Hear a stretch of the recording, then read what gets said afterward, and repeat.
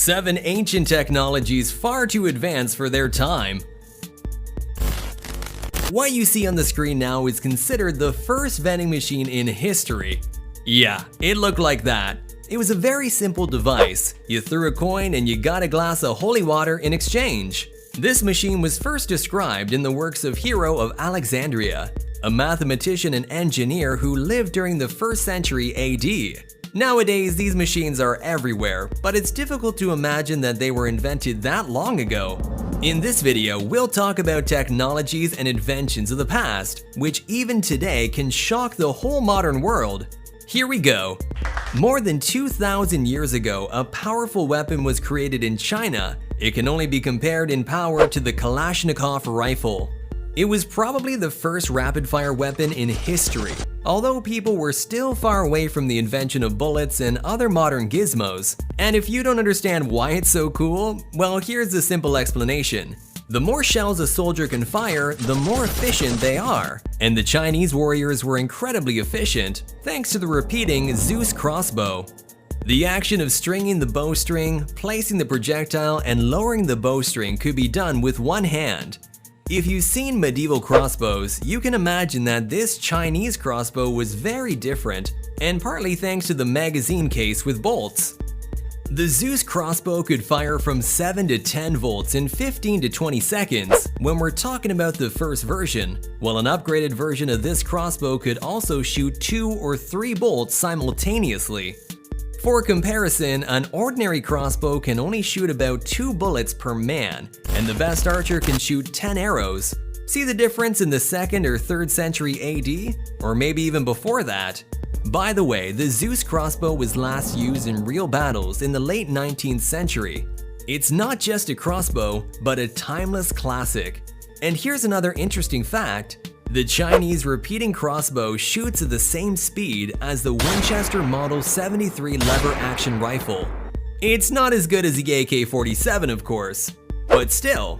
However, the automatic crossbow rifles are not the only technology of ancient China.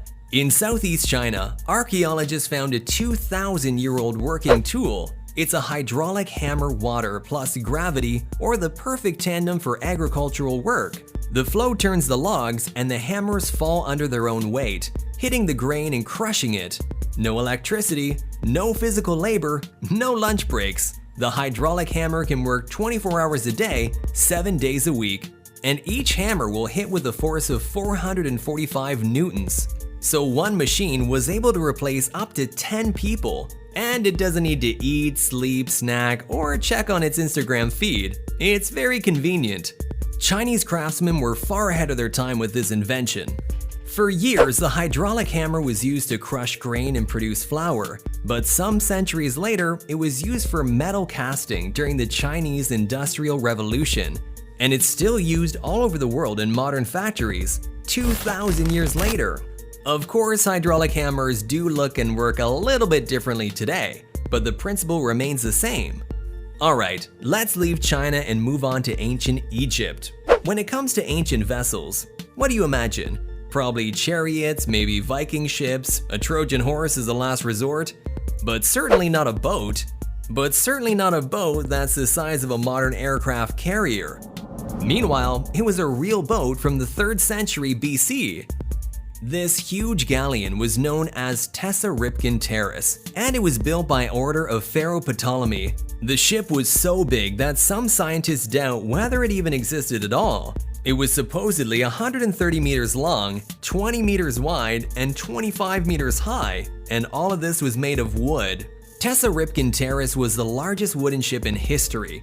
It had 2 bows to sterns, and in fact looked like 2 very long boats connected by a platform, something like an ancient catamaran but weighing almost 4,000 tons. It was supposed to demonstrate the power and wealth of Egypt, and obviously the amount of wood they had to spare.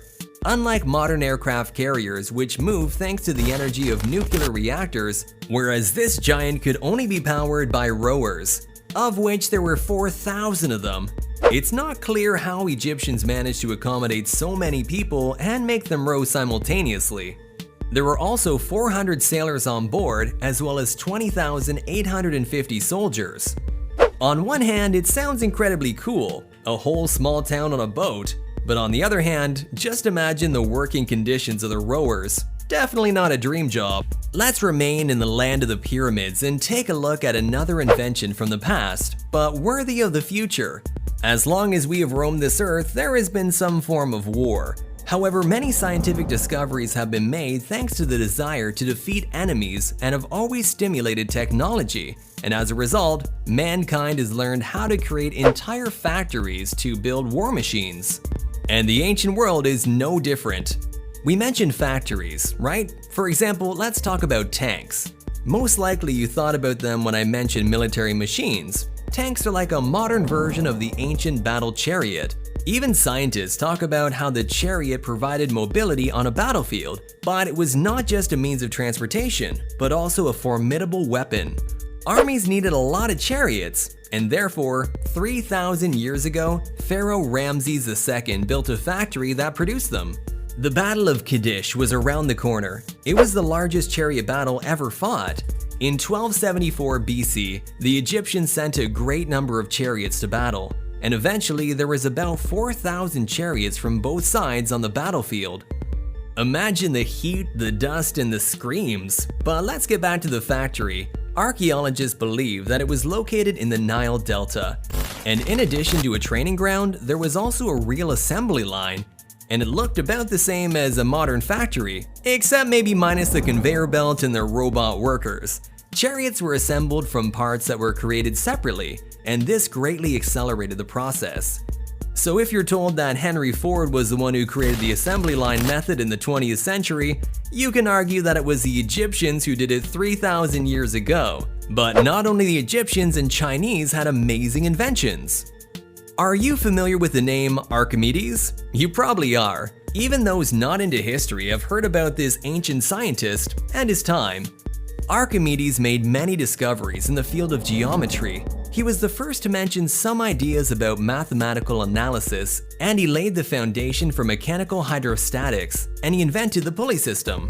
Today it's used everywhere, but in ancient times, heavy loads were lifted only by people, and the heavier the load, the more people it took.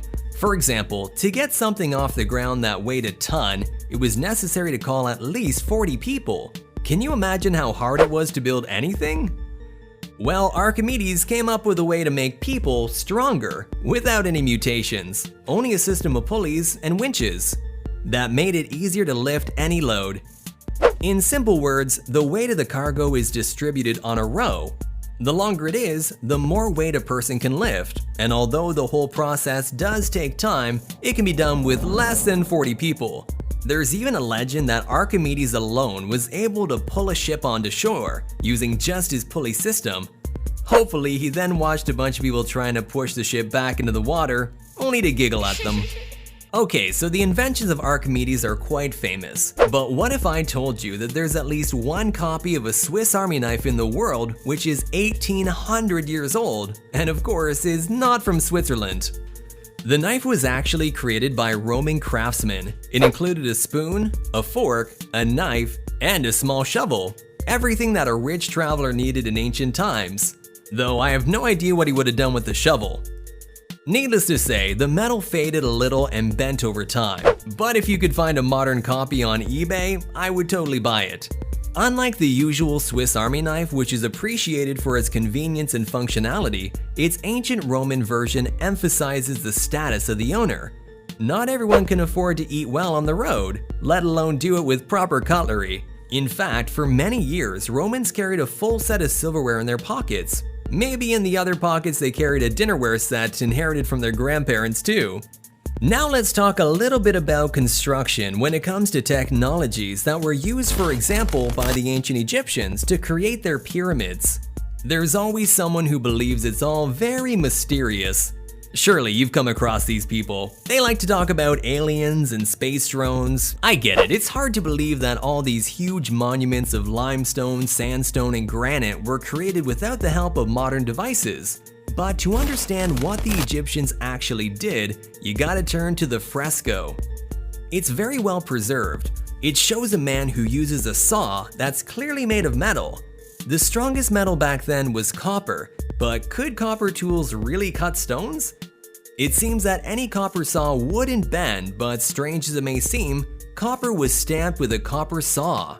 It's possible to cut sandstone or limestone into pieces. Perhaps that's how Egyptian statues were carved and the pyramids were built.